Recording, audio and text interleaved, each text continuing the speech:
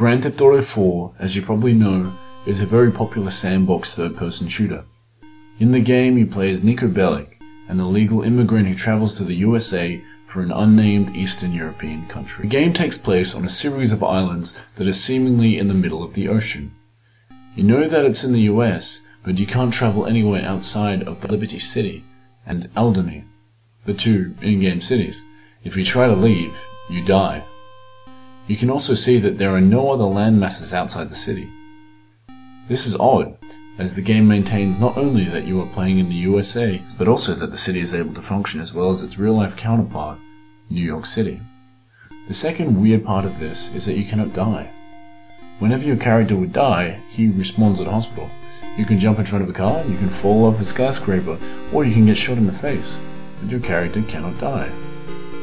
Whenever you get arrested by the police, you get released after they accept a bribe and take your guns.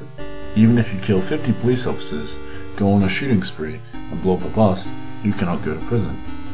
The third odd part of the game is the background and role of the main character. Niko's backstory is revealed in parts throughout the game. He came from an unnamed country, presumably the former Yugoslavia.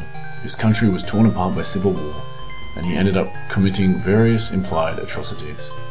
When he meets one of his old enemies, Darkov, near the end of the game, Niko has an option to exact his vengeance and kill him or let him live.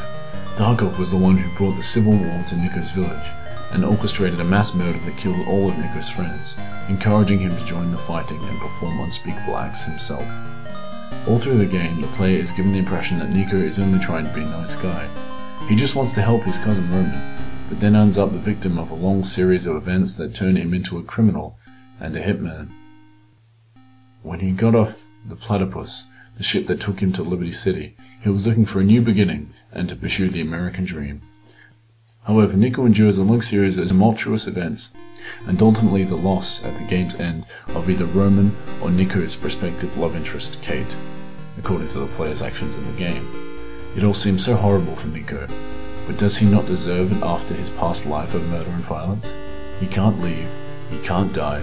After the game's events, Niko must live for all eternity in Liberty City, because Niko never actually arrived in Liberty City. The platypus never reached its destination, because Niko